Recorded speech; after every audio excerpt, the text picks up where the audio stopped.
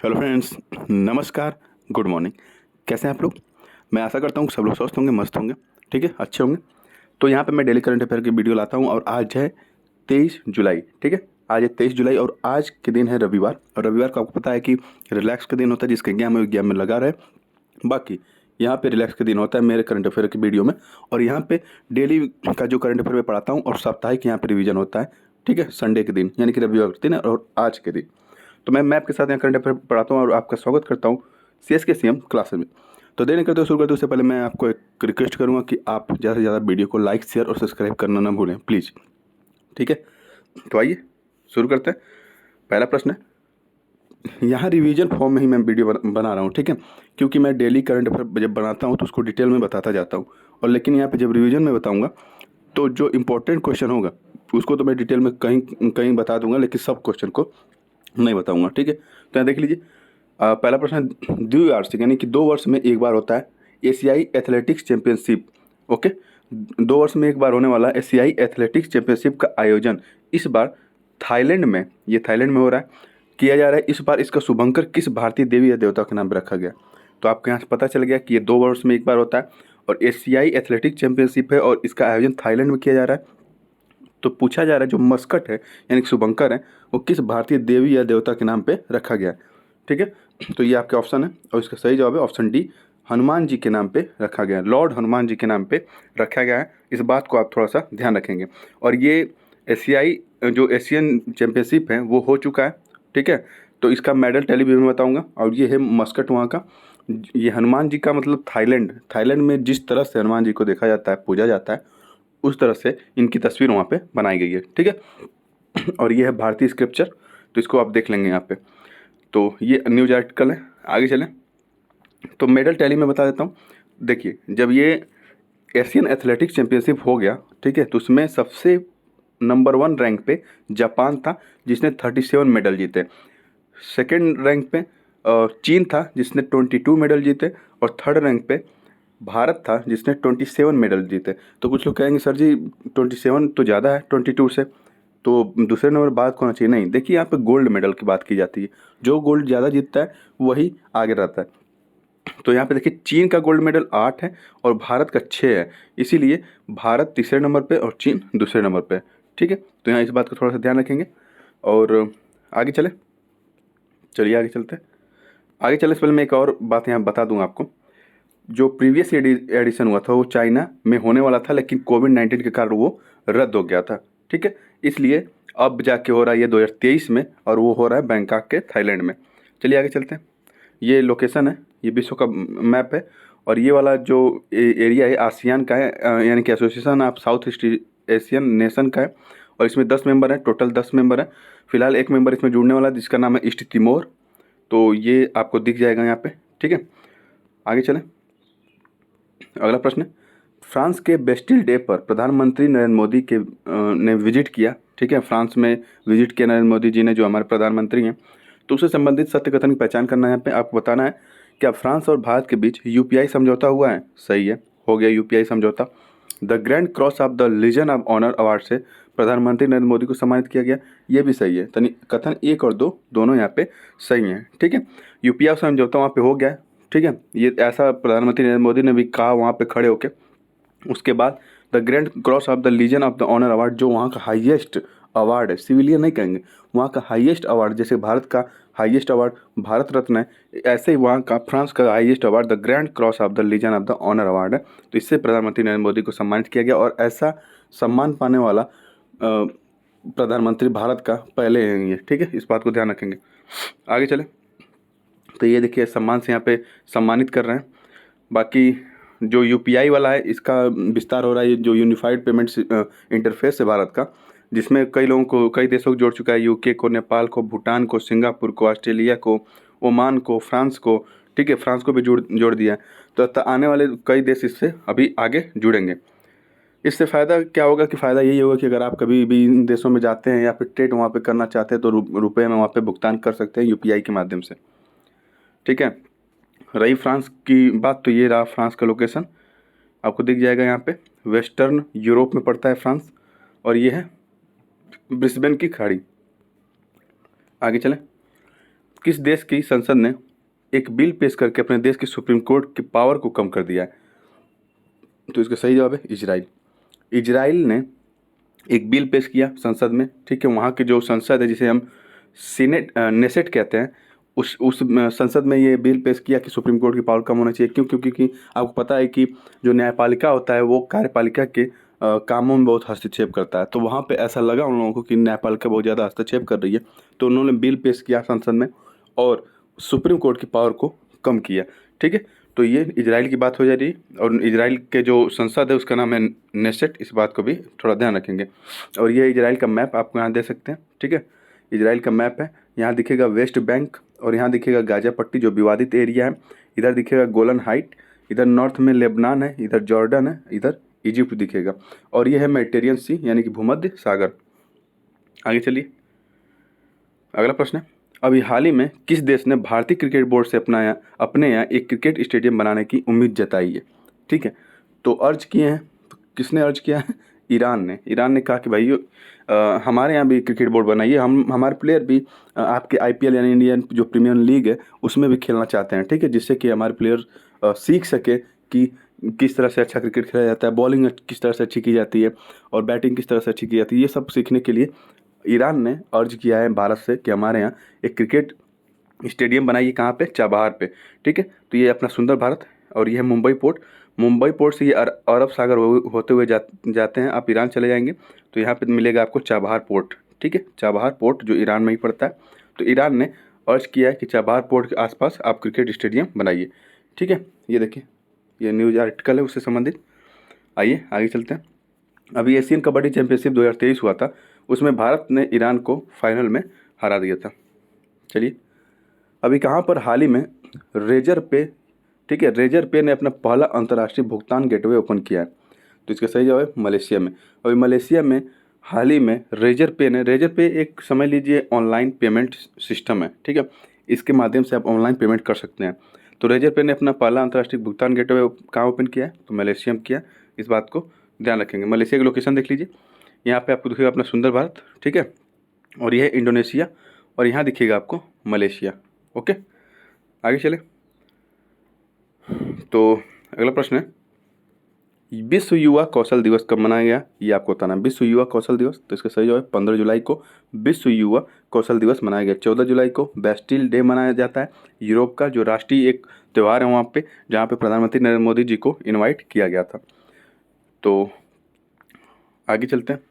ये 11 जुलाई को आपको विश्व जनसंख्या दिवस मनाया जाता है, ठीक है।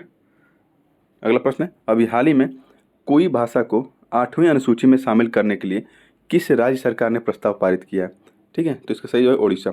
उड़ीसा सरकार ने 8वीं अनुसूची में कोई भाषा को शामिल करने के लिए एक प्रस्ताव पारित किया है। 8वीं अनुसूची में ही शामिल क्यों करना चाहते हैं? क्योंकि वहाँ पे जाने के बाद भाषाओं को प्रोटेक्शन मिलने लगता है, उनको बढ़ावा दिया जाता है, उनको संविधान से संरक्षण मिलता है, सरकार से संरक्षण मिलने लगता है, ठीक है, जिससे कि वो विलुप्ति के कगार पे न जा पाए, ऐसा देखा जाता है, ठीक है, बचाया जाता है उस भाषा को। तो 8वीं अनुसूची में शामिल की जा रहा है कोई भाषा, और ये उड़ीसा राज्य सरकार ऐसा कर रही है। तो यहाँ पे देख लीजिए, ये उड़ीसा का मैप है यहाँ पे, ठीक है, ये उड़ीसा है और ये बे ऑफ बंगाल जिससे इसकी बॉर्डर शेयर होती है। यहाँ पे आप 12 जो अनुसूची हैं उनको देख सकते हैं यहाँ पे, ठीक है। यहाँ पे 8वीं अनुसूची है जहाँ पे मान्यता प्राप्त भाषाओं की सूची इसमें दी गई है। इसमें अभी टोटल 22 भाषाएँ शामिल हैं। पहले थी 14, बाद में 8 ऐड किया गया था बाद में। चलिए आगे चलते हैं। अभी हाल ही में उड़ीसा में आपको पता है कि जनजातीय खेल महोत्सव, पहला जनजातीय खेल महोत्सव मनाया गया था उड़ीसा में, ठीक है। अभी हाल ही में किस राज्य में मानव और हाथियों के बीच संघर्ष रोकने के लिए गजा कोथा अभियान शुरू किया गया था? गजा कोथा अभियान, तो इसका सही जवाब है असम। असम में गजा कोथा अभियान अभी हाल ही में शुरू किया गया था मानव और हाथियों के बीच संघर्ष को रोकने के लिए। असम की बात हो रही है, तो अपना सुंदर भारत है और ये है नॉर्थ ईस्ट का पार्ट, पूरा नॉर्थ ईस्ट इंडिया का पार्ट, ठीक है। यहाँ पे देखेंगे ये है असम। असम की बाउंड्री इधर अरुणाचल प्रदेश से, नागालैंड से, मणिपुर से और इधर मिज़ोरम, त्रिपुरा यहाँ सबसे लगती है, इधर मेघालय से लगती है, ठीक है। असम की बाउंड्री यहाँ से देखेंगे तो बांग्लादेश से एक बार इधर से, एक बार इधर से, 2 बार लगती है। चलिए आगे चलते हैं। अफस्पा इन न्यूज, ठीक है, असम में जो अफस्पा लागू है अभी उसको कहा जा रहा है कि इसे 2023 तक एंड कर दिया जाएगा अफस्पा को। अफस्पा को फुल फॉर्म होता है armed force special power act. अगला प्रश्न है, कृष्णा द सेवंथ सेंस के लेखक कौन है? कृष्णा द सेवंथ सेंस के लेखक कौन है? तो इसका सही जवाब है देबाशीष चटर्जी। देबाशीष चटर्जी ने इस किताब को लिखी है। और अभी हम सलमान रुश्दी की बात करें तो सलमान रुश्दी को अभी हाल ही में प्रेस्टिजियस जर्मन पीस प्राइज से सम्मानित किया गया है। ठीक है, आगे चलें। देखिए ये कुछ और लेखक हैं जिनकी पुस्तक इस 2023 में चर्चित में थी, जैसे रस्किन बॉन्ड है, इनकी पुस्तक थी द गोल्डन ईयर्स, ये भी चर्चा में थी। अमिताभ कांत है, इनकी पुस्तक थी made in India 75 years of business and enterprises, ये भी चर्चा में था। बोरिया मजूमदार जो हैं, सचिन @50 सेलिब्रेटिंग ए मेस्ट्रो, AK भट्टाचार्य भारत के वित्त मंत्री स्वतंत्रता से आपातकाल तक। तो ये कुछ लेखक हैं और उनकी पुस्तक है, इनको भी आप थोड़ा सा यहाँ पे ध्यान देंगे। ठीक है, आइए आगे चलते हैं। देखिए यहाँ पे आप ये मत सोचिए कितना जल्दी जल्दी सर जी पढ़ा रहे हैं। सर जी इसलिए जल्दी पढ़ा रहे हैं, क्या संडे है, आपको बस रिवीजन करना है, क्योंकि आप एक हफ्ते से पढ़ चुके हैं, नहीं पढ़े हैं तो आप इस मतलब मेरे चैनल से जुड़ सकते हैं, जो डेली करंट अफेयर में वीडियो लाता हूँ। ठीक है, वहाँ से आप जुड़ सकते हैं। तो आइए देखते हैं, हाल ही में किस देश के रक्षा मंत्री नई दिल्ली पहुँचे और द्विपक्षीय रक्षा संबंधों को मजबूत करने के लिए रक्षा मंत्री राजनाथ सिंह से बातचीत करेंगे? ठीक है, तो इस सही जवाब है अर्जेंटीना गणराज्य। अर्जेंटीना के जो रक्षा मंत्री हैं वो अभी 4 दिन की यात्रा पे भारत आए थे, अभी फ़िलहाल वो चले गए हैं, लेकिन अर्जेंटीना से आए थे। तो मैं यहाँ पे लोकेशन दिखा देता हूँ, इतना सुंदर भारत है। ठीक है, ये एशिया महाद्वीप है, ये अफ्रीका महाद्वीप है, ये यूरोप महाद्वीप है, ये नॉर्थ अमेरिका महाद्वीप है और ये साउथ अमेरिका महाद्वीप है। अर्जेंटीना पड़ता है साउथ अमेरिका महाद्वीप में। ठीक है, तो यहाँ दिखेगा आपको अर्जेंटीना, ये ठीक है, ये अर्जेंटीना है। ओके, इसकी बाउंड्री इधर से पराग्वे से, इधर बोलीविया, इधर से चिली से, उरुग्वे, इधर अर्जेंटीना सॉरी ब्राज़ील से लगती है। और इधर दिखेगा आपको अटलांटिक महासागर, इधर दिखेगा पैसिफिक महासागर। ठीक है, तो आगे चले। अर्जेंटीना की राजधानी है ब्यूनस आयर्स, आप इसको याद रखेंगे। अगला प्रश्न है, अभी हाल ही में अर्जेंटीना ने फ्रांस को हरा के फीफा वर्ल्ड कप जीत लिया था, इस बात को भी आप थोड़ा सा याद रखेंगे। चलिए, श्री सर्बानंद सोनोवाल द्वारा वैश्विक मैरीटाइम इंडिया शिखर सम्मेलन 2023 के पूर्वावलोकन कार्यक्रम का शुभारंभ कर दिया गया। ठीक है, ये पूर्वावलोकन कार्यक्रम मेन कार्यक्रम नहीं है, लेकिन पूर्वावलोकन कार्यक्रम है, वो भी किसका? वैश्विक मैरीटाइम इंडिया शिखर सम्मेलन का। मैरीटाइम यानी समुद्र से संबंधित इसमें बातें होंगी कि समुद्र का अन्वेषण कैसे किया जाए, मतलब खोज कैसे की जाए, और उसमें जो दबे हुए रहस्य हैं उनको कैसे निकाला जाए, जो दबे हुए खजाना करने का मतलब जो एनर्जी है, ठीक है, उसमें रेयर अर्थ एलिमेंट हैं, वो सब कैसे निकाला जाए, उसका यूज किया जाए, कैसे किया जाए, ब्लू इकोनॉमी का कैसे यूज किया जाए, तो ये सब बातें वहाँ पे होगी।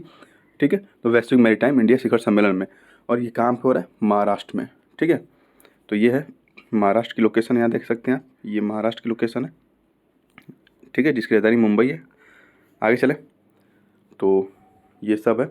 अभी ये देखिए पूर्वावलोकन कार्यक्रम था, लेकिन जो मेन कार्यक्रम होगा वो अक्टूबर में होगा। अभी चल रहा है जुलाई आपका, तो सितंबर अक्टूबर अगस्त सितंबर अक्टूबर में होगा ये। ठीक है, अगला प्रश्न है, स्किल इंडिया परियोजना ने सफलतापूर्वक विलुप्त हो रही नमदा कला को पुनर्जीवित किया है। इस कला का संबंध किस राज्य से, ये आपको बताना। नमदा कला का संबंध जम्मू कश्मीर से। ठीक है, नमदा कला का संबंध जम्मू कश्मीर से। और यहाँ मैप में आप देखेंगे जम्मू कश्मीर ये रहा, इसकी बाउंड्री इधर लद्दाख से लग रही है, थोड़ा सा हिमाचल प्रदेश से, और थोड़ा सा इधर पंजाब से भी लगती हुई नज़र आएगी आपको। ठीक है, बाकी ठीक है, इधर आपको POK दिखेगा, POK, और इधर अक्साई चीन दिखेगा। ओके, तो ये रहा इसकी लोकेशन, और नमदा कला जम्मू कश्मीर से संबंधित है। और जम्मू कश्मीर का जो इस अभी जो रूरल जो वहाँ पे ग्रामीण आजीविका मिशन है, उसको स्कॉच अवार्ड से सम्मानित किया गया था 2023 को, इसको याद रखेंगे। और स्किल इंडिया के तहत नमदा कला को पुनर्जीवित किया गया। तो स्किल इंडिया की शुरुआत कब हुई थी? 15 जुलाई। ठीक है, 15 जुलाई सन 2015 को हुई थी, इस बात को भी थोड़ा सा याद रखेंगे। चलिए आगे चलते हैं। तो अभी दोस्त ऐप भी जम्मू कश्मीर में लॉन्च हुआ था, इसको पता होगा आपको, नहीं पता है तो जान जाइए। और यहाँ पे ज़्यादा डिटेल में करंट अफेयर पढ़ाऊँगा नहीं, आपको पता है, क्योंकि यहाँ पे रिवीजन क्लास चल रही है। अभी हाल ही में किस देश की सरकार ने BBC यानी कि ब्रिटिश ब्रॉडकास्टिंग कॉरपोरेशन के पत्रकारों पर, ठीक है, प्रतिबंध लगा दिया है? तो इसका सही जवाब है सीरिया। सीरिया की सरकार ने BBC ब्रिटिश ब्रॉडकास्टिंग कॉरपोरेशन के पत्रकार पर प्रतिबंध लगा दिया। क्यों लगा दिया? क्योंकि उनका मानना है कि ये भ्रामक खबरें यानी कि झूठी खबरें फैलाते हैं। अभी हाल ही में इन्होंने कहा कि जो सीरिया के राष्ट्रपति हैं उनके यहाँ से ड्रग्स प्राप्त हुआ, उनके कहने पे सीरिया में ड्रग्स सप्लाई हो रहा है, उनके कहने से सीरिया से अदर कंट्री में ड्रग्स सप्लाई किया जा रहा है। ऐसा कहेंगे आप किसी भी देश के राष्ट्रपति के खिलाफ तो वो तो एक्शन लेगा ही। तो उन्होंने क्या किया, बीबीसी को बैन कर दिया। बीबीसी को बैन करने का मतलब यही है कि वहाँ के जो पत्रकार हैं अब बिना सरकार के, वहाँ की सीरिया की सरकार की अनुमति के वहाँ पे पत्रकारिता नहीं कर पाएंगे। ठीक है, तो ये सब माजरा था। और माजरा क्या है, ये कह रहे हैं, बीबीसी वाले कह रहे हैं कि जो कैप्टागॉन नाम का जो मादक पदार्थ है यानी कि ड्रग्स है वहाँ पे, उसकी सप्लाई सीरिया से की जाती है और सीरिया में इसमें जो राष्ट्रपति वहाँ के हैं वो इसमें इन्वॉल्व है। ठीक है, तो ये सब माजरा था। आगे चलें, सीरिया की लोकेशन दिखा दे रहा हूँ आपको। ये देखिए अपना सुंदर भारत है, नॉर्थ वेस्ट की तरफ जाएंगे। ठीक है, तो ये जो मिडिल ईस्ट वाला एरिया है वहीं पड़ता है सीरिया। जूम करके देख लीजिए, ये देखिए ईरान है, फिर इराक है, और इसके वेस्ट साइड दिखेगा आपको सीरिया जिसकी राजधानी है दमास्कस। और सीरिया जो है बॉर्डर बनाता है भूमध्य सागर से। ठीक है, इधर इसके नॉर्थ में टर्की है और इधर दिखेगा आपको काला सागर और इधर दिखेगा भूमध्य सागर, और यहाँ पे है कैस्पियन सागर। ठीक है, और सीरिया और टर्की के बीच में ही अभी आपको पता है कि बहुत ही भयंकर तूफान कह रहे हैं भूकंप आया था जिसमें हज़ारों लोगों की मृत्यु हो गई थी। एक झटके में हज़ारों लोगों की मृत्यु हो गई थी, सोचिए कितना बड़ा हादसा था वो। तो वहाँ पे भारत ने एक ऑपरेशन चलाया था जिसका नाम था ऑपरेशन दोस्त। उसके तहत सीरिया में आए भूकंप और टर्की में आए भूकंप से मरे लोगों की मतलब जो फंसे लोगों की उनकी जान बचाने में बहुत ही बेहद अहम रोल भारत ने साझा किया था। ठीक है, तो इस बात को थोड़ा सा आप याद रखेंगे। चलिए आगे चलते हैं, अगला प्रश्न है। ठीक है, अगला प्रश्न है आपका कि अभी हाल ही में किस देश की सरकार से आधिकारिक रूप से भारतीय रुपये यानी कि लोकल करेंसी में व्यापार करने पर सहमति बनी है? तो इसका सही जवाब है यूएई। ठीक है, यूएई। बांग्लादेश से तो शुरू भी हो गया है, मलेशिया से भी शुरू होने वाला है, सऊदी अरब से भी आने वाले समय में शुरू हो जाएगा, लेकिन अभी हाल ही में अगर पूछे तो संयुक्त अरब अमीरात से। ओके, संयुक्त अरब अमीरात से। ये देखिए, ये है संयुक्त अरब अमीरात की लोकेशन। ये अरेबियन सी है, अपना सुंदर भारत है, और यहाँ पे दिखेगा संयुक्त अरब अमीरात की लोकेशन। ठीक है, जो कि ये पर्शियन गल्फ है, पूरा पर्शियन गल्फ है। और यहाँ पे स्ट्रेट ऑफ हॉर्मुज दिखेगा आपको, और ये है लाल सागर। ठीक है, आगे चलें, अगला प्रश्न है अभी हाल ही में किस देश में होली कुरान को जलाने पर पाकिस्तान द्वारा यूएनएचआरसी में पेश प्रस्ताव को भारत द्वारा समर्थन दिया गया? ठीक है, तो होली कुरान यानी कि पवित्र कुरान की बात की जा रही है। आपको पता है ये पवित्र ग्रंथ है इस्लाम धर्म में कुरान। ठीक है, अब उस कुरान को अगर आप जलाएंगे तो इस्लाम धर्म को मानने वाले को ठेस तो पहुँचेगा ही। ठीक है, इस्लाम धर्म को मानने वाले को ठेस तो पहुँच ही रहा है, लेकिन ये भी सत्य है कि अगर आप किसी भी धर्म को अगर वो खराब नहीं है, कोई गलत काम नहीं कर रहा है, तो किसी भी धर्म को अगर आप कोई ठेस पहुंचाएंगे या उसके साथ गलत करेंगे तो कोई भी धर्म के लोग हों वो उसका विरोध करेंगे। ठीक है, तो भारत भी इसका विरोध कर रहा है, पाकिस्तान का सपोर्ट कर रहा है। ठीक है, ताकि जैसे पाकिस्तान, जैसे ये होली कुरान जलाया गया, पाकिस्तान ने यूएनएचआरसी यानी कि जो वहाँ का मानव अधिकार संस्था है यूएन की, उसमें ये प्रस्ताव लाए। ठीक है, पाकिस्तान वाले प्रस्ताव लाए, तो भारत कभी जल्दी सपोर्ट करता नहीं, लेकिन इस बात पे सपोर्ट किया क्योंकि अच्छी बात है। भारत हमेशा अच्छी बातों की सपोर्ट करता है, आपको पता ही है। तो यूएनएचआरसी में इसने प्रस्ताव लाया कि इस तरह से कोई भी हरकत अब नहीं होनी चाहिए कहीं भी, तो भारत ने इसका सपोर्ट किया। ठीक है, तो क्या प्रश्न है? ठीक है, ये कहाँ जलाया गया ये पूछा गया, तो ये स्वीडन में जलाया गया। स्वीडन में एक व्यक्ति द्वारा क्या किया गया, पूरा बाकायदे कानूनी प्रक्रिया से वहाँ पर सहमति लेके जलाया गया। ठीक है, आप कहेंगे कानूनी प्रक्रिया से, कानून वहाँ पर कैसे मान गए कि किसी भी देश के या किसी भी धर्म के जो पवित्र ग्रंथ है उसको जला दें आप? तो कानून इसलिए मान गई कि ये व्यक्ति कहा कि मेरा जो है अभिव्यक्ति की स्वतंत्रता है, और हम सुने हैं कि आप लोग बहुत ही ज़्यादा आप लोकतंत्र में विश्वास रखते हैं और लोगों के जो अधिकार है उसमें विश्वास रखते हैं, तो आप हमें ये परमिशन देंगे? कोर्ट ने कहा ठीक है जाइए, परमिशन है आपको। तो वहाँ पे पुलिस भी खड़ी थी, वहाँ पे ये बंदा होली कुरान को जलाया था। ठीक है, तो इस तरह से हरकत फिर दोबारा ना हो, तो पाकिस्तान ने यूएनएचआरसी में क्या किया, बिल पेश किया जिसका भारत ने समर्थन किया। ठीक है, और ये स्वीडन की घटना थी, आप इसको याद रखेंगे। स्वीडन की लोकेशन मैं दिखा दे रहा हूँ, ये है स्वीडन जिसकी राजधानी है स्टॉकहोम, इसके बगल में दिखेगा नॉर्वे, और इधर दिखेगा आपको फिनलैंड। फिनलैंड की बाउंड्री इधर रसिया से लगती है और अभी आपको पता है कि फिनलैंड 31 यानी कि 31वां मेंबर बन गया है नाटो का। और यह बाल्टिक सी और बाल्टिक कंट्री के नाम से एस्टोनिया, लाटविया और लिथुआनिया को जाना जाता है। ठीक है, आगे चले। अगला प्रश्न है, आईआईटी दिल्ली द्वारा किस देश में अपना पहला व भारत का दूसरा परिसर स्थापित किया जा रहा है? तो आईआईटी दिल्ली का ये पहला परिसर होगा और वो कहाँ पे हो रहा है? संयुक्त अरब अमीरात में। और भारत का ये दूसरा कह सकते हैं क्योंकि अभी जो आईआईटी मद्रास है उसने अपना परिसर, ठीक है, तंजानिया के जंजीबार में खोल दिया है। ओके, तो इस बात को भी थोड़ा सा ध्यान रखेंगे। आगे चलें। अगला प्रश्न है कि हाल ही में भारत ने किस देश के साथ नोमैडिक एलिफेंट अभ्यास का 15वां संस्करण का आयोजन किया है? नोमैडिक एलिफेंट अभ्यास जॉइंट मिलिट्री एक्सरसाइज है ये। तो ये भारत और मंगोलिया के बीच होता है, इस बात को ध्यान रखेंगे। और ये मंगोलिया में ही आयोजित किया गया है इस बार। और ये अपना सुंदर भारत, इधर जाएंगे नॉर्थ में तो चाइना दिखेगा और इधर दिखेगा आपको मंगोलिया जिसकी राजधानी है उलान बटोर, और इधर दिखेगा रूस। आगे चले। तो देखिए, ये मैं जब पढ़ाता हूँ ना डेली करंट अफेयर, तो उससे संबंधित जो और न्यूज़ होती है उसको बताता भी चलता हूँ, लेकिन यहाँ पे नहीं बताऊँगा क्योंकि मैं डेली करंट अफेयर में बता चुका हूँ। और यहाँ पे देख लीजिए, स्पेस एक्स अभी वहाँ पे अपना जो स्टारलिंक प्रोजेक्ट है उसको चलाने की उसकी सहमति मिल गई है मंगोलिया में। और मंगोलिया में क्या करेगा, भारत रिफाइनरी खोलेगा, ऑयल रिफाइनरी 2025 तक। अगला प्रश्न है कि विंबलडन 2023 प्रतियोगिता में पुरुष एकल वर्ग में विजेता कौन है बना है, ये आपको बताना है।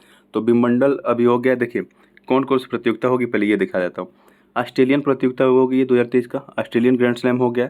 उसके बाद होता है फ्रेंच, ठीक है, यहाँ पे फ्रांस है तो फ्रेंच होता है। उसके बाद विंबलडन होता है लंदन में, ठीक है। उसके बाद यहाँ से आ जाते हैं यहाँ पे यूएस ओपन। तो अभी यूएस ओपन होना बाकी है, बाकी विंबलडन हो चुका है, फ्रेंच हो चुका है, ऑस्ट्रेलियन हो चुका है, ठीक है। तो अभी विंबलडन जो हुआ है उसमें पूछ रहा है पुरुष एकल वर्ग में विजेता कौन बना है। तो इसका सही जवाब है कार्लोस अल्कराज, जो स्पेन के हैं। कार्लोस अल्कराज ये नोवाक जोकोविक जो सर्बिया के उनको हरा के ये इस बार विजेता बन गए हैं। कार्लोस अल्कराज जो स्पेन के हैं, इस बात को ध्यान रखेंगे आप, ठीक है। अगर महिला कैटेगरी में बात करें तो महिला कैटेगरी में अगर बात करें तो ये देखिए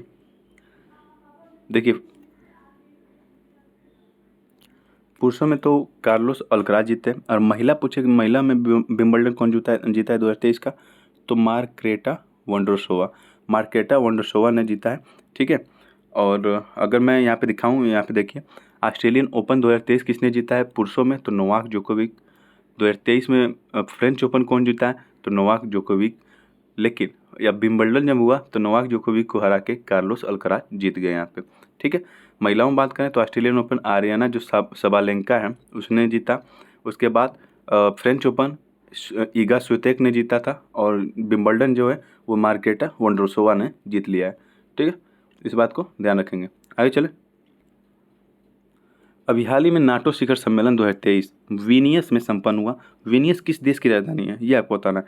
तो इसका सही जवाब है लिथुआनिया, ठीक है। लिथुआनिया की राजधानी है विनियस, और विनियस में ही अभी 2023 का नाटो शिखर सम्मेलन आयोजित किया गया था, ठीक है। तो ये लिथुआनिया आपको मैं बताया था अभी, लिथुआनिया की एक बाल्टिक कंट्री है, फिर से देख लीजिए। ये देखिए लिथुआनिया, लाटविया और एस्टोनिया, ये तीनों बाल्टिक कंट्री है। बाल्टिक सागर से ये अपनी सीमा साझा करते हैं। और इनमें कुछ कल्चरल समानता भी है, ठीक है। सांस्कृतिक रूप से समानता है, भौगोलिक रूप से समानता है, इसलिए इनको बाल्टिक कंट्री कहा जाता है। इस बात को थोड़ा सा आप ध्यान रखेंगे, ठीक है। तो अभी फिनलैंड 31वां मेंबर बना है और इधर आप देख रहे हैं लिथुआनिया में नाटो की एक्सरसाइज हुई है, शिखर सम्मेलन हुआ यहाँ पे हुआ है। ये सब रूस के कारण हो रहा है, ठीक है। ये रूस के कारण हो रहा है क्योंकि ये रूस यहाँ तक अपनी बाउंड्री शेयर करता है। उसके बाद लिथुआनिया से भी रूस की बाउंड्री यहाँ पे शेयर होती है, ध्यान दीजिएगा। इसकी राजधानी तो विलिनियस है, लेकिन रूस का जो लोकेशन है यहाँ पे भी है, ठीक है। तो लिथुआनिया से भी रूस की बाउंड्री शेयर होती है। आगे चलें। तो ये सब नाटो के बारे में मैं बताया था, और डिटेल जब मैं डेली करंट अफेयर बताता हूँ तो वहाँ पर डिटेल पढ़ाता हूँ। भूमि अभिलेखों के पूर्ण डिजिटलीकरण के लिए 68 जिलों के जिला कलेक्टरों और 9 सचिवों को भूमि सम्मान 2023 से सम्मानित किया गया राष्ट्रपति द्रौपदी मुर्मू द्वारा। तो ये पूछा जा रहा है ये सम्मान कहाँ पे प्रोवाइड कराया गया, तो नई दिल्ली में यह कार्यक्रम हुआ था और वहाँ पे इनको ये सम्मान दिया गया, ठीक है। भूमि सम्मान 2023। और भूमि सम्मान 2023 का उद्देश्य ये है कि डिजिटल इंडिया लैंड रिकॉर्ड, ठीक है, जो लैंड रिकॉर्ड है, भूमि संबंधी जो रिकॉर्ड हैं, अभिलेख हैं, उनको डिजिटलाइज करना है, ठीक है, ताकि जितने भी विवाद हैं सब खत्म हो जाए। जैसे कि मान लीजिए कोई भी प्रोजेक्ट अगर सरकार चलाना चाहती है तो सब जमीन का रिकॉर्ड रहेगा सरकार के पास, तो किसके नाम से है, कहाँ पे है, तो उससे सीधे डीलिंग सरकार कर सकेगी, ठीक है।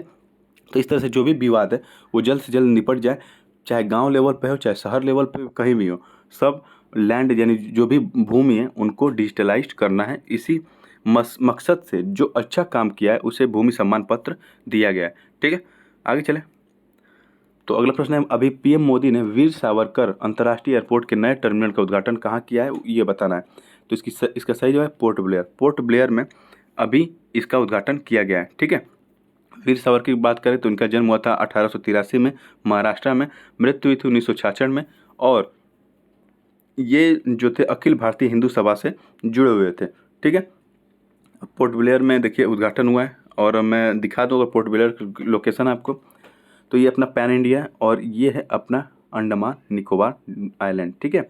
अंडमान निकोबार आइलैंड यहाँ पे दिखेगा आपको, और ये है पोर्ट ब्लेयर, यहाँ दिखेगा, जूम कर लीजिए थोड़ा सा, ये देखिए यहाँ पे दिखेगा पोर्ट ब्लेयर। और देखिए जो अंडमान और निकोबार है, ये दोनों आइलैंड है, ये 10 डिग्री चैनल से अलग हुए हैं, ठीक है। इधर पड़ेगा अंडमान और इधर पड़ेगा निकोबार, ओके। उसके बाद जो अंडमान है ये भी 4 भागों में बटा हुआ है, एक तो नॉर्थ अंडमान में बटा हुआ है, ठीक है, एक आपको मिडिल अंडमान में बटा हुआ दिखेगा, और एक आपको साउथ अंडमान में बटा हुआ दिखेगा, ठीक है, और एक लिटिल अंडमान में बटा हुआ दिखेगा, और यहाँ पे आपको दक्कन पैसेज दिखाई देगा, दक्कन पैसेज, ठीक है। तो आपको जो साउथ अंडमान है वहीं पे आपको दिखेगा पोर्ट ब्लेयर।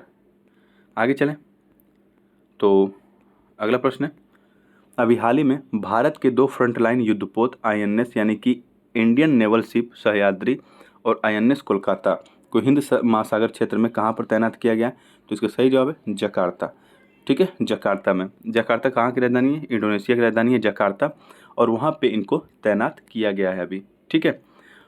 तो आगे चले तो ये देखिए, ये है जकार्ता, जो ये इंडोनेशिया वाला पूरा पार्ट है उसकी राजधानी है जकार्ता। अब ये कहा जा रहा है कि जकार्ता से, ठीक है, राजधानी कहाँ पे ले जाया जाएगा, जकार्ता से राजधानी, अब दिखा दे रहा हूँ आपको, ठीक है, इसका आर्टिकल है बाकायदा, जकार्ता से बोर्नियो, ठीक है। अभी इंडोनेशिया जकार्ता से बोर्नियो अपनी राजधानी ट्रांसफ़र करने वाला है, क्योंकि कहा जा रहा है कि 2050 तक लगभग जकार्ता का बहुत सारा पार्ट समुद्र में विलीन हो जाएगा, डूब जाएगा, जिसके कारण यहाँ से राजधानी हटा के बोर्नियो करने वाले हैं इंडोनेशिया वाले, ठीक है। तो आगे चलें, अगला प्रश्न है आपका, ये रहा, राष्ट्रीय अनुसूचित जाति आयोग के अध्यक्ष पद से किसने इस्तीफा दे दिया है। अब क्यों दिया, ये पर्सनल कारण बता रहे हैं, अब क्या है वो भगवान जाने, अगले जो अध्यक्ष बनेंगे उनको मैं बताऊंगा यहाँ पे। तो विजय सांपला थे अभी तक राष्ट्रीय अनुसूचित जाति आयोग के अध्यक्ष, तो इसका सही है विजय सांपला, इन्होंने ही अभी रिटायरमेंट ले लिया है, रिटायरमेंट नहीं सॉरी इस्तीफा दे दिया है। तो 338 जो आर्टिकल है हमारे संविधान का, उसमें अनुसूचित जातियों के बारे में बताया गया 338 में, और अनुसूचित जनजातियों की बात की जाएगी तो 338 क में या 338 ए में बताया गया है, ठीक है। अगर रेखा शर्मा की बात करें तो रेखा शर्मा जो है ये राष्ट्रीय महिला आयोग जो है उसकी अध्यक्ष है रेखा शर्मा, ओके। अगर ठीक है, ये विजय सांपला जो रिजाइन दिए हैं उनका नाम है यहाँ पे। आगे चलें तो अगला प्रश्न है, अभी हाल ही में ओमन चंडी का निधन हो गया है, वो किस राज्य के 2 बार मुख्यमंत्री रह चुके हैं ओमन चंडी, तो इसका सही जवाब है केरल, केरल के 2 बार मुख्यमंत्री रह चुके हैं ओमन चंडी, इस बात को ध्यान रखेंगे, और इनका निधन हो गया, और ये है केरल की लोकेशन यहाँ पे, ठीक है, यहाँ केरल की लोकेशन दिखेगी आपको। आगे चलते हैं, अगला प्रश्न है, अभी हाल ही में चर्चा में रहा चीन के विदेश मंत्री जो 3 सप्ताह से लापता है, उनका नाम क्या है ये आपको बताना है। तो इनका नाम है किन गैंग, किन गैंग चीन के विदेश मंत्री हैं, ठीक है, चीन के विदेश मंत्री। और पता चला कि एक एक्स्ट्रा मैरिटल अफेयर यानी कि जो शादी के बाद भी अफेयर होता है उसमें ये फंस गए थे।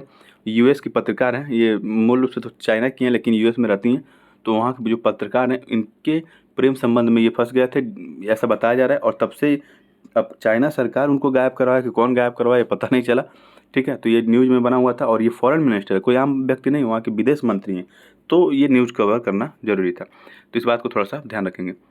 आगे चलें, अगला प्रश्न है, बेंगलोर में हुई विपक्षी दलों की बैठक में यूनाइटेड प्रोग्रेसिव अलायंस, जिसे हम यूपीए कहते हैं, नाम सुना होगा आपने, का नाम बदलकर क्या किए जाने पर सहमति बनी है, ठीक है, जिसका संक्षिप्त रूप है। तो इसका सही जवाब है इंडिया। अब जो यूपीए है, यानी कि आप सब सुने होंगे कि जो कांग्रेस है विपक्षी दल बड़ी पार्टी के रूप में, उसके साथ कई और विपक्षी दल पार्टियां शामिल हैं। तो ये सब मिलके एक ग्रुप बनाते हैं जिसका नाम है यूपीए, यूनाइटेड प्रोग्रेसिव अलायंस, ठीक है। लेकिन अब इसका नाम ये लोग चेंज करने वाले हैं, और क्या हो सकता है वो नाम, तो इंडिया, ठीक है, इंडिया नाम हो सकता है। इंडिया का पूरा नाम क्या है, तो इंडिया का पूरा नाम होगा एक्रोनिम फॉर इंडिया का पूरा नाम होगा Indian national developmental inclusive alliance. Indian national developmental inclusive alliance होगा इसका पूरा नाम, ठीक है। तो इस बात को थोड़ा सा आप याद रखेंगे। आगे चलें, तो ये बेंगलोर में हुआ है, तो ये है कर्नाटका, कर्नाटक की राजधानी है बेंगलोर। नेक्स्ट, अगला प्रश्न, राष्ट्रमंडल खेल 2026 मेजबानी के खर्च के चलते किस देश ने खेल का आयोजन करने से मना कर दिया, तो इसका सही जवाब है ऑस्ट्रेलिया। ऑस्ट्रेलिया के विक्टोरिया में होने वाला था 2026 का राष्ट्रमंडल खेल, लेकिन कह रहा है कि बहुत ज़्यादा खर्चा हो जाएगा, हमारे पास अभी वैसे इकोनॉमी डामाडोल हुई है, हम नहीं करा पाएंगे इस गेम को। तो देखते हैं आगे कौन कराता है। ऐसा आकाश वो क्या बोलते हैं उम्मीद लगाई जा रही है कि भारत ये मैच करा लेगा, मैच यानी कि गेम्स करा लेगा राष्ट्रमंडल खेल का, अगर ये पीछे हट गया तो। अभी तो पीछे हट गया, ठीक है, ये अनाउंस भी कर दिया विक्टोरिया ने कि हम नहीं करा पाएंगे। और ये है ऑस्ट्रेलिया का मैप, और यहाँ दिखेगा विक्टोरिया, ठीक है। आगे चलें, राष्ट्रमंडल खेल ध्यान दीजिएगा भारत में भी हुआ है, ठीक है, भारत में 2010 में हुआ था। तो ऐसा नहीं कि भारत इससे अनजान है, भारत इसका एक्सपीरियंस ले चुका है, तो हो सकता है 2026 में भी ये ऑर्गेनाइज करा दे, ठीक है। आगे चलिए, अगला प्रश्न है, हरेला त्यौहार किस राज्य में मनाया जाता है, ये आपको बताना है। हरेला त्यौहार किस राज्य में मनाया जाता है, इसका सही जवाब है उत्तराखंड। उत्तराखंड के आसपास जैसे हिमाचल प्रदेश हो गया, उत्तराखंड हो गया, उत्तर प्रदेश का वो जो उत्तराखंड से लगा हुआ रीजन होगा, वहाँ पे हर जगह वहाँ पे लगभग देखेंगे तो हरेला त्यौहार मनाया जाता है, ठीक है। इसमें क्या किया जाता है, जो अभी मान लीजिए धान की रोपाई हो रही है, ठीक है, तो इस समय इसी पर्व को वो इंजॉय करते हैं लोग। जब इस समय जो मानसून आता है उसको इंजॉय करते हैं लोग, तो उसी को इंजॉयमेंट के रूप में लोग एक त्यौहार का नाम दे दिए जिसका नाम है हरेला, ठीक है। इस बात को थोड़ा सा ध्यान रखेंगे। और उत्तराखंड की बात हो रही है, तो ये देख लीजिए मैप में उत्तराखंड है यहाँ पे, ठीक है। इसकी बाउंड्री नेपाल से भी लगती है, इधर उत्तर प्रदेश, इधर से हरियाणा, इधर से हिमाचल प्रदेश और इधर से चीन से।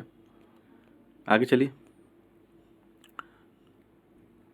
अभी हाल ही में किस देश के समुद्री तट पर भारतीय रॉकेट का मलबा मिलने की संभावना जताई जा रही है, तो ये ऑस्ट्रेलिया में गिरा था, ठीक है, ये मलबा जो है ऑस्ट्रेलिया में गिरा था, और ऐसा उम्मीद लगा जा रहा है कि ये भारतीय रॉकेट का एक मलबा है, ठीक है। क्योंकि आपको पता है जब लॉन्चिंग किया जाता है, लॉन्चिंग करते समय जो हेड मेन चीज़ जो होता है, ये मिसाइल वाला पार्ट, जो मेन चीज़ इसे लॉन्च किया जाता है ये यहाँ पे होता है। बाकी ये सब मलबा होता है जो बूस्टर के रूप में काम करता है, ये बूस्ट कर देते हैं, ये आगे निकल जाता है। बाकी ये मलबा ये इधर ही आपको ओशन में यानी कि महासागरों में गिरते हुए नजर आ जाएंगे। तो ऐसा जताया जा रहा है कि जो ऑस्ट्रेलिया का ये पर्थ इलाका है, इससे नॉर्थ में 200-250 किलोमीटर यानी यहाँ करीब, ठीक है, एक मलबा पाया गया जो भारतीय रॉकेट का मलबा बताया जा रहा है, ठीक है। क्योंकि अभी इसरो चेयरमैन ये कह चुके हैं कि ये 2023 के जो चंद्रयान है उसका तो मलबा नहीं है, लेकिन हो सकता है कि ये भारतीय किसी रॉकेट का मलबा हो, लेकिन हम लोग बिना परीक्षण किए बिना देखे समझे उसको नहीं बता सकते। तो इसरो चेयरमैन जो एस सोमनाथ जी हैं उन्होंने कहा कि इस मलबे को जब तक हम लोग परीक्षण नहीं करेंगे तब तक हम कोई भी डिसीजन नहीं ले सकते हैं, ठीक है। तो ये घटना थी ऑस्ट्रेलिया की, इस बात को थोड़ा सा आप याद रखेंगे। चलिए अगले प्रश्न की तरफ, अभी हाल ही में नीति आयोग द्वारा national multi dimensional poverty index a progressive review 2023 को रिलीज किया गया, और इसके अनुसार लगभग कितने लोगों को बहुआयामी गरीबी से यानी कि मल्टी डायमेंशनल पॉवर्टी से बाहर निकाला गया है, ये आपको बताना है, ठीक है। तो नीति आयोग द्वारा ये रिपोर्ट जारी किया, तो ये नीति आयोग ने कहा कि हमने 135 मिलियन भारतीयों को मल्टी डायमेंशनल यानी कि बहुआयामी गरीबी से बाहर निकाला है, 135 मिलियन भारतीयों को, ठीक है। यानी ये आंकड़ा होगा करीब 13.5 करोड़, ओके। अगर मैं परसेंटेज में बात करूँ तो भारत की जनसंख्या लगभग 135 से 140 करोड़ जनसंख्या है। तो यानी कि भारत की जनसंख्या का 10% जनसंख्या को ये लोग दावा कर रहे हैं कि हम लोग मल्टी डायमेंशनल पॉवर्टी से यानी कि बहुआयामी गरीबी से बाहर निकाल दिए हैं, ठीक है। तो इस बात को, इस आंकड़े को आप याद रखेंगे। अगर यूएन की रिपोर्ट की बात करें तो इसने बोला कि कि भारत ने 15 वर्षों में, ठीक है, भारत ने 15 वर्षों में 415 मिलियन भारतीयों को मल्टी डायमेंशनल पॉवर्टी से बाहर निकाला है, ठीक है। तो आगे चले, मल्टी डायमेंशनल पॉवर्टी होती क्या है मैं आपको बता देता हूँ। देखिए, यहाँ पे 3 डायमेंशन लिया जाता है। देखिए यूएन और नीति आयोग, यानी कि यूनाइटेड नेशन और नीति आयोग, दोनों में थोड़ा थोड़ा अंतर है, क्योंकि यूनाइटेड नेशन जो है 3 डायमेंशन लेता है, ठीक है, ये 3 डायमेंशन है, और नीति आयोग भी ये 3 डायमेंशन लेता है। लेकिन यूएन जो है, यूनाइटेड नेशन जो है, वो 10 इंडिकेटर अपने में शामिल करता है, और भारत का जो नीति आयोग है वो 12 इंडिकेटर शामिल करता है, ठीक है। 10 इंडिकेटर तो यूनाइटेड नेशन वाला है ही, साथ ही में भारत ने अलग से अटेंटल केयर, ठीक है, अटेंटल केयर और बैंक अकाउंट, ये 2 लोगों को अलग से इसमें ऐड किया है, ठीक है। तो इस बात को ध्यान रखेंगे, और ये सब मैं डिटेल में बताया हूँ डेली की करंट अफेयर में। अभी हाल ही में टाइफून तालीम किस सागरीय क्षेत्र में दस्तक दे चुका है, ये आपको बताना है। तो टाइफून जो तालीम है वो दक्षिण चीन महासागर में, सॉरी महासागर नहीं, सागर, दक्षिण चीन सागर में अभी वो दस्तक दे चुका है। देखिए इस इलाके में जो भी चक्रवात या तूफान जो आते हैं बड़े लेवल पर, उन्हें टाइफून कहते हैं, और हिंद महासागर के इलाके में जो आते हैं उन्हें चक्रवात कहते हैं, और इधर अटलांटिक महासागर में देखेंगे तो इन्हें हरिकेन कहते हैं, ठीक है। और इधर ऑस्ट्रेलिया के आसपास जो आते हैं उन्हें ज़्यादातर विली विली के नाम से जाना जाता है। आगे चलें तो अगला प्रश्न है, प्रश्न क्या है, मतलब एक न्यूज़ की तरफ मैं इसको बता दे रहा हूँ। मित्रा पार्क की बात हो रही है, मित्रा पार्क, ठीक है। तो पीएम मित्रा पार्क की बात हो रही है, तो मित्रा का फुल फॉर्म यहाँ पे क्या है वो आपको यहाँ पे बता देता हूँ। मित्रा का फुल फॉर्म होता है मेगा, ठीक है, mega integral textile reason apparel park, ठीक है। Mega integral textile reason apparel park इस मित्रा का फुल फॉर्म होता है। इसके तहत जो वस्त्र उद्योग है उसको बड़े लेवल पे बढ़ाना है, और भारत ने अभी बजट में 7 मित्रा पार्क की स्थापना की भी बात की थी, और भी 7 राज्यों में। कहाँ कहाँ, एक तो तमिलनाडु में होगा, ठीक है, एक तमिलनाडु में, एक तेलंगाना में, एक महाराष्ट्र में, एक मध्य प्रदेश में, एक उत्तर प्रदेश में, ठीक है, और एक गुजरात में, और एक कर्नाटक में, ठीक है। 7 जगह ये पार्क लगाने वाले थे, और अभी हाल ही में ये महाराष्ट्र में मेगा टेक्सटाइल पार्क लगाए हैं, ठीक है। तो आगे चलें, आतंकवादी गतिविधियों को रोकने के लिए ऑपरेशन त्रिनेत्र 2 किस राज्य सरकार द्वारा चलाया जा रहा है, राज्य सरकार या केंद्र सरकार द्वारा। तो इसका सही जवाब है जम्मू कश्मीर। जम्मू कश्मीर द्वारा ऑपरेशन त्रिनेत्र पहले चलाया गया, ठीक है। क्यों चलाया गया ऑपरेशन त्रिनेत्र? त्रिनेत्र पहले इसलिए चलाया गया क्योंकि आपको पता है कि जनवरी मंथ के शुरुआत में ही, जो 2023 के जनवरी मंथ की शुरुआत में ही एक आर्मी व्हीकल पे कुछ आतंकवादी समूहों ने मिल के हमला कर दिया, ठीक है। वो उस जिसमें हमारे देश के 5, ठीक है, 5 जवान जो सिपाही थे वो शहीद हो गए, ठीक है। तो उन्हीं शहीदी का बदला लेने के लिए, या फिर कह सकते हैं जम्मू कश्मीर के पूंछ वाला जो इलाका है, डिस्ट्रिक्ट है, राजौरी वाला जो इलाका है, वहाँ से आतंकवादियों को सफाया करने के लिए ऑपरेशन त्रिनेत्र चलाया गया, और वो काफ़ी हद तक सफल रहा। तो फिर ऑपरेशन त्रिनेत्र 2 चलाया गया, ठीक है। तो ये जम्मू कश्मीर की बात हो रही है। आगे चलें तो ये देखिए, ये पूंछ वाला इलाका है यहाँ पे, और यहीं पे राजौरी भी आपको देखने को मिलेगा। अगला प्रश्न है कि रिजर्व बैंक ऑफ इंडिया के अनुसार अगर भारत को 2047 तक एक विकसित देश बनकर उभरना है तो हर साल जीडीपी का कितना % ग्रोथ रेट बनाकर रखना पड़ेगा आपको।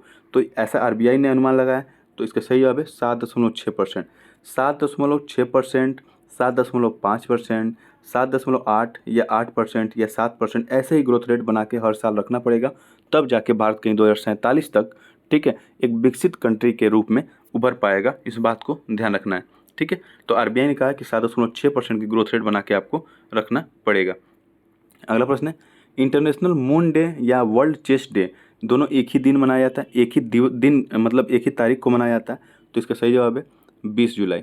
20 जुलाई को क्या हुआ था, इंटरनेशनल मून डे क्यों मनाया जाता है? क्योंकि हमारे जो नील आर्मस्ट्रांग है, हमारे क्या पूरे विश्व के ही समझ लीजिए ये, ठीक है, ये अपोलो मिशन भेजा था यूएसए ने, ठीक है, ये अपोलो मिशन भेजा था, जिसके तहत इसमें आपको नील आर्मस्ट्रांग दिखाई देंगे, और माइकल कॉलिंस और बज़ एल्ड्रिन, ठीक है, ये तीनों लोग गए थे। लेकिन सबसे पहले कदम रखा था ये नील आर्मस्ट्रांग ने चंद्रमा पे। ये बहुत ही बड़ी बात है कि किसी अनजान ग्रह पे आप जा रहे हैं और पहले बार आप वहाँ पे उतर रहे हैं, ठीक है, ये बहुत ही बड़ी बात है। तो इसलिए नील आर्मस्ट्रांग को चंद्रमा पर पहला कदम रखने वाला माना जाता है, और ये लोग 20 जुलाई को ये करामात किए थे, इसलिए 20 जुलाई को चंद्रमा दिवस मनाया जाता है, ठीक है। और अगर मैं बात करूं शतरंज दिवस की, तो 20 जुलाई को जो अंतर्राष्ट्रीय शतरंज महासंघ है उसकी स्थापना हुई थी, इसलिए शतरंज दिवस 20 जुलाई को मनाया जाता है। और इसकी इतिहास की बात करें शतरंज, तो भारतीय उपमहाद्वीप में इसका उद्गम माना जाता है कि शतरंज का उद्गम हुआ था, जिसको हम इसको चतुरंग या शतरंज कहते थे उस समय, ठीक है, गुप्त काल में। आगे चलें अगले प्रश्न की तरफ। तो भारतीय तटरक्षक के 25वें महानिदेशक हाल ही में किसे नियुक्त किया गया? तो इसका सही जवाब है श्री राकेश पाल को भारतीय तटरक्षक के 25वें महानिदेशक के रूप में नियुक्त किया गया है। ठीक है, तो आगे चलिए। अगला प्रश्न है, अभी हाल ही में किसे ENI यानी कि एनी अवार्ड 2023 से सम्मानित किया गया और क्यों सम्मानित किया गया? क्योंकि इन्होंने क्या किया, किफ़ायती और टिकाऊ नैनो मटेरियल की खोज की है जो भूजल यानी कि ग्राउंड वाटर यानी कि जो पृथ्वी के नीचे से आप जल निकालते हैं हैंड पंप द्वारा या किसी भी द्वारा, ठीक है, तो उसमें बहुत सारे प्रदूषक पाए जाते हैं, पॉल्यूटेंट पाए जाते हैं, जैसे कि आर्सेनिक पाया जाता है उसमें, मैग्नीज पाया जाता है, यूरेनियम पाया जाता है, लौह जैसी अशुद्धियाँ उसमें पाई जाती हैं। तो इनको दूर करने के लिए ये क्या किए, बहुत ही किफ़ायती और टिकाऊ नैनो मटेरियल की इन्होंने खोज किया है। ठीक है, ताकि इनको कम पैसा लगा के, ठीक है, इनको पानी से अशुद्धता को जो है दूर कर दिया जाए और लोगों को ज़्यादा से ज़्यादा शुद्ध पानी प्राप्त हो पाए। ठीक है, तो इनका नाम है प्रोफेसर थलप्पिल प्रदीप, प्रोफेसर थलप्पिल प्रदीप। इन्हें ENI यानी कि एनी अवार्ड से इसलिए इनको सम्मानित किया गया। ओके, तो आगे चलते हैं। ये एनी अवार्ड से नहीं, ये बहुत सारे अवार्ड इनको मिल चुका है, जैसे विन फ्यूचर प्राइड सम्मान इनको मिला था अभी हाल ही में। ठीक है, और ये IIT मद्रास के प्रोफेसर हैं, इस बात को भी थोड़ा सा ध्यान रखेंगे। तो एनी अवार्ड इनको मिला है थलप्पिल को। तो ये अवार्ड, ठीक है, अभी दिया जाएगा इटली में। ओके, इटली में दिया जाएगा। आगे चलें, अभी हाल ही में कहाँ पर गंगा नदी में वाटर टैक्सी का ट्रायल शुरू किया गया? तो इसका सही जवाब है वाराणसी में। वाराणसी में गंगा नदी में अभी वाटर टैक्सी का ट्रायल शुरू कर दिया गया और ये जो वाटर टैक्सी होगी वो हाइड्रोजन फ्यूल आधारित होगी, यानी कि हाइड्रोजन फ्यूल से ये चलने वाली टैक्सी होगी। आगे चलिए, अगला प्रश्न है, अभी हाल ही में किस राज्य की सरकार ने विरासत वृक्ष अंगीकरण योजना के तहत सूबे के 948 विरासत वृक्षों को संवारेगी? तो इसका सही जवाब है उत्तर प्रदेश। उत्तर प्रदेश सरकार अभी हाल ही में विरासत वृक्ष अंगीकरण योजना लॉन्च की है। ठीक है, जिसके तहत क्या किया जाएगा कि जो विरासत वृक्ष होंगे, विरासत वृक्ष किसे कहा जा रहा है, जो 100 वर्ष से ज़्यादा जिनकी एज हो चुकी है जिन वृक्षों की, उनको विरासत वृक्ष कहा जा रहा है। और विरासत वृक्ष अंगीकरण योजना के तहत ऐसे वृक्षों को उत्तर प्रदेश सरकार क्या करेगी, बचाएगी और उनके इतिहास के बारे में बताएगी। ठीक है, आगे चले, अगला प्रश्न है, अभी हाल ही में भारतीय वायुसेना अपने पहले बहुराष्ट्रीय हवाई अभ्यास की मेजबानी करने के लिए किस तैयार थी और इस अभ्यास का नाम क्या है? तो इस अभ्यास का नाम है तरंग शक्ति। इस बात को ध्यान रखेंगे। और तरंग शक्ति में बहुत सारे देश जैसे America, United kingdom, France, Australia सहित बहुत सारे देशों के जो वायुसेना है वो इसमें भाग लेगी। अभी हाल ही में न्यूज आया कि तदर समिति ने 23 सितंबर को चीन में जो होने वाला है, चीन के जो होंगजाओ शहर है वहाँ पे एशियाई खेल होने वाला है। ठीक है, तो जो कुश्ती टीम है उसमें जो 2 प्लेयर हैं जिनका नाम है विनेश फोगाट और बजरंग पुनिया, इनको ट्रायल लेने से मतलब रोक दिया गया, कहना मतलब कि बिना ट्रायल दिए ही इनको एंट्री दे दी गई इस खेल में। ठीक है, तो इनका नाम था विनेश फोगाट और बजरंग पुनिया, इनको ये एंट्री दे दी गई थी, लेकिन इसका विरोध किए थे कौन कौन? तो सुजीत जो कलकन है और अमित जो पंघाल है, ये लोग विरोध किए थे। ठीक है, कहे कि ये क्या, ये कोई न्याय वाली बात नहीं है, आप सबका ट्रायल लेंगे। ठीक है, तो इसमें कोर्ट ने भी कहा कि हाँ ट्रायल तो देना पड़ेगा आपको। ओके, तो अभी फ़िलहाल इनका ट्रायल होगा और ये ट्रायल दे के ही ये गेम खेलेंगे।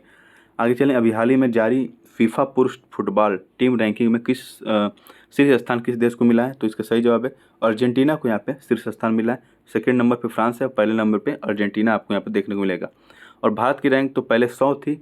ठीक है, 100वें रैंक इसमें दिया गया था, लेकिन अभी हाल ही में रिपोर्ट आई है तो भारत की रैंक इसमें हो गई है 99। इस बात को ध्यान रखेंगे। आगे चलें, तो पुलिस की ताकत को मजबूत करने के लिए अभी हाल ही में भारत की पहली पुलिस ड्रोन इकाई की शुरुआत कहाँ की गई है? तो भारत की पहली पुलिस ड्रोन इकाई की शुरुआत चेन्नई में की गई है, तमिलनाडु के चेन्नई में। इस बात को भी थोड़ा सा ध्यान रखेंगे। आगे चलिए, अंतर्राष्ट्रीय think tank institute for economics and peace द्वारा जारी ग्लोबल पीस इंडेक्स 2023 के 17वें संस्करण द्वारा भारत 2022 से 9 पायदान सुधार करके 2023 में किस स्थान पर आ गया? ये बताना है कि जो ग्लोबल पीस इंडेक्स है उसमें भारत की रैंक क्या है? तो 126 है। इस बार भारत की रैंक 126 है और इस बात को ध्यान रखेंगे आप। पहले नंबर पे आपको आइसलैंड दिखेगा जो बहुत ही 2008 से ही कह सकते हैं, 2008 से इस पोजीशन पे ये बना हुआ है। ठीक है, आइसलैंड, और आइसलैंड की लोकेशन यहाँ पे ये दिख जाएगी आपको। चलिए आगे चलते हैं। अगला प्रश्न है, काकरापार परमाणु ऊर्जा परियोजना में भारत के पहले स्वदेशी रूप से विकसित 700 मेगावाट परमाणु ऊर्जा रिएक्टर ने सफलतापूर्वक वाणिज्यिक संचालन शुरू कर दिया है। ये संयंत्र किस राज्य में स्थित है? तो इसका सही जवाब है गुजरात में। गुजरात में आपको दिखेगा काकरापार रावत भाटा दिखेगा राजस्थान में, और तारापुर दिखेगा महाराष्ट्र में, कैगा दिखेगा कर्नाटक में, और कुडनकुलम दिखेगा आपको तमिलनाडु में, ठीक है। और तमिलनाडु में ही आपको दिखेगा कलपक्कम, और इधर नरौरा दिखेगा उत्तर प्रदेश में। ओके, नेक्स्ट, हाल ही में किसको भारत के राजदूत के तौर पर WTO में नियुक्त की गई है? तो अभी इसका सही जवाब है ब्रजेंद्र नवनीत की नियुक्ति की गई है वर्ल्ड ट्रेड ऑर्गेनाइजेशन में, ठीक है। इस बात को ध्यान रखेंगे, ये भारत के रिप्रेजेंटेटिव के रूप में वहाँ पे शामिल होंगे। आगे चलें। ये प्रश्न के तौर पर नहीं, एक न्यूज़ के तौर पर मैं बता रहा हूँ कि अभी आप ही एक बहुत हिस्टोरिक फैसला लिया है जगदीप धनखड़ जी ने, जो उपराष्ट्रपति हैं हमारे यहाँ के। तो उन्होंने ये कहा कि जो जैसे कि राज्यसभा में होता है, राज्यसभा में एक सभापति होता है और उसके नीचे होता है उपसभापति, ठीक है। उपसभापति को उपाध्यक्ष ही कहते हैं। उसका एक पैनल होता है, पैनल में कई लोग जो वहाँ पे सांसद होते हैं उनकी नियुक्ति उसमें की जाती है। तो जो उपराष्ट्रपति हैं जगदीप धनखड़ जी, उन्होंने कहा कि इस पैनल में अब 50% कम से कम महिलाएं होंगी, ठीक है। 50% महिलाएं होंगी, ठीक है, और 50% पुरुष होंगे। तो महिलाओं के रिप्रेजेंटेशन को बढ़ाने के लिए ये फैसला लिया गया। ये पहली बार हो रहा है, ठीक है, ऐसा। तो ये बताना है आपको कि कौन कौन सी महिलाएं थी। तो ये है, इनका नाम है एक सुलाता देव, और दूसरे का नाम है फांगनोक कोन्याक, फिर PT उषा जी हैं, फिर फौजिया खान जी हैं। ये 4 महिलाएं हैं जो अभी इनकी नियुक्ति की गई है इसमें, ठीक है। तो आगे चलें। पहला इधर देखिए प्रश्न है, केंद्रीय गृह एवं सहकारिता मंत्री श्री अमित शाह ने कहाँ पे प्राथमिक कृषि ऋण समितियों द्वारा, यानी कि जिसे हम पैक्स कहते हैं, प्राथमिक कृषि ऋण समितियों को पैक्स कहा जाता है, तो इनके द्वारा कॉमन सर्विस सेंटर की सेवाएं शुरू करने पर एक राष्ट्रीय महासंगोष्ठी का उद्घाटन किया गया। आपको पता है कि जो CSC हैं, कॉमन सर्विस सेंटर, जिन्हें हम जन सेवा केंद्र कहते हैं, अब उनका कार्य पैक्स करेंगी, ठीक है। CSC तो अपना कार्य करेगी, लेकिन उनका जो कार्य है वो पैक्स भी करेगी, ठीक है। पैक्स जो होता है वो ग्रामीण लेवल पे लोगों से जुड़ा होता है। जैसे कि देखिए, ये एक ऋण देने वाली संस्थाएं होती हैं कृषकों को, किसानों को। तो स्टेट लेवल पे एक होती है, फिर स्टेट लेवल में एक शहर की तरफ ऋण देती है, एक गांव की तरफ ऋण देती है, ठीक है। गांव में अगर चले आएँ तो एक जिले स्तर पर ऋण देती है, ठीक है। जो जिले स्तर पर देती है, कुछ लोग होते हैं वो कम समय के लिए ऋण देते हैं, और कुछ लोग जो होती हैं वो लंबे समय के लिए ऋण देते हैं। तो जो कुछ लोग जो कम समय के ऋण देते हैं, उसी में होता है एक प्राइमरी एग्रीकल्चर क्रेडिट सोसाइटी, जिसे हम पैक्स कहते हैं। ये गाँव में आपको फैला हुआ नजर आ जाएगा। जैसे कि किसानों के पास देखेंगे आप, एक किसान बचत पत्र होगा, किसान कृषि ऋण पत्र होगा, तो ये सब यही प्रोवाइड कराते हैं और इनकी पहुंच किसानों तक होती है। तो ऐसे समितियों को अब जन सेवा केंद्र का भी काम दे दिया गया कि आप क्या करिएगा, किसानों से मिलिएगा, ग्रास रूट लेवल पे आप वहाँ पे आपकी पकड़ है, तो उन लोगों के पास आप ज़्यादा से ज़्यादा योजनाओं का लाभ दे पाएंगे, ठीक है। तो ऐसा सरकार का मानना है, इसलिए पैक्स को, यानी कृषि ऋण जो समितियां हैं, उनको ये जन सेवा वाला काम भी सौंप दिया गया है। और RBI का कहना है कि भारत में लगभग 1 लाख से ज़्यादा कृषि ऋण समितियां हैं, ठीक है। और आगे चलें। तो अगला प्रश्न है कि हाल ही में किस राज्य सरकार ने महिलाओं को सशक्त करने के लिए सशक्त महिला योजना शुरू किया है? सशक्त महिला योजना अभी हिमाचल प्रदेश सरकार ने शुरू किया है। तो इसका सही जवाब है हिमाचल प्रदेश सरकार, और ये हिमाचल प्रदेश की लोकेशन, ठीक है। आगे चलिए। अगला प्रश्न है कि वायुसेना दिवस परेड पर फ्लाई पास्ट का पिछला आयोजन चंडीगढ़ के सुखना झील के पास किया गया था। तो इस बार 2023 में जो 8 अक्टूबर को वायुसेना दिवस मनाया जाएगा, तो इस बार ये फ्लाई पास्ट कहाँ किया जाएगा ये आपको बताना है। तो इसका सही जवाब है प्रयागराज में किया जाएगा, उसके बाद भोपाल में किया जाएगा। दोनों जगह ये फ्लाई पास्ट आयोजन किया जाएगा। एक तो उत्तर प्रदेश के ये प्रयागराज में, फिर आप मध्य प्रदेश में आ जाएंगे तो यहाँ पे भोपाल में इसका आयोजन किया जाएगा 8 अक्टूबर को। तो आगे चलें। अगला प्रश्न है कि अभी हाल ही में किसको पॉइंट ऑफ लाइट पुरस्कार से सम्मानित किया गया। तो इसके सही जवाब ये 7 वर्षीय बालिका हैं जिनका नाम है मोक्ष राय। इनको ही पॉइंट ऑफ लाइट पुरस्कार से सम्मानित किया गया, और ये पुरस्कार इंग्लैंड द्वारा दिया जाता है, ब्रिटेन द्वारा दिया जाता है, ठीक है। तो ये क्यों दिया गया इनको? क्योंकि इन्होंने माइक्रो प्लास्टिक जो पोल्यूशन करता है, हमारे पर्यावरण को पोल्यूट करता है, तो उसके बारे में अवेयरनेस फैलाने के लिए इनको ये पुरस्कार दिया जा रहा है, ठीक है। तो इस बात को याद रखेंगे। और राजेंद्र सिंह भट्ट को भी ये पुरस्कार अभी हाल ही में दिया गया था, पॉइंट ऑफ लाइट पुरस्कार, क्योंकि ये सेकेंड वर्ल्ड वार जब हुआ था तो उस समय एक सिख रेजिमेंट की तरफ से ये एक सिपाही थे जो उसमें शामिल हुए थे, और उस रेजिमेंट में शामिल होने वाले सिपाहियों में अभी तक जो जिंदा है वो यही है, राजेंद्र सिंह भट्ट, ठीक है। तो इनको भी ये सम्मान दिया गया था ब्रिटेन की तरफ से। आगे चलिए।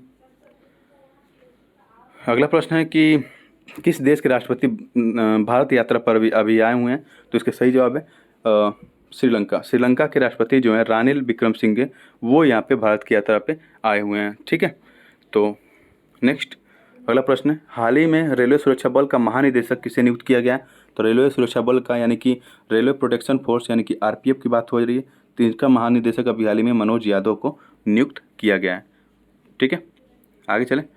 तो हाल ही में तैरकर नॉर्थ चैनल को पार करने वाले सबसे कम उम्र के तैराक कौन बने हैं?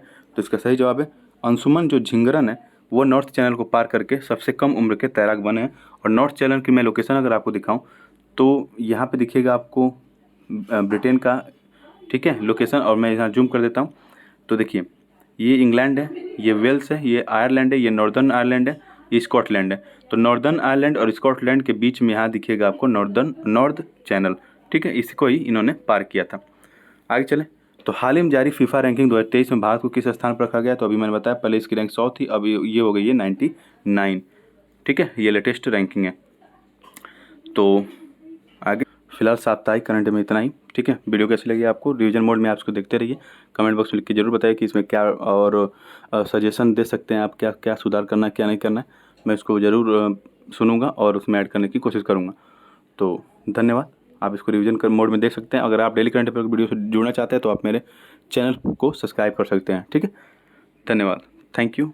जय हिंद।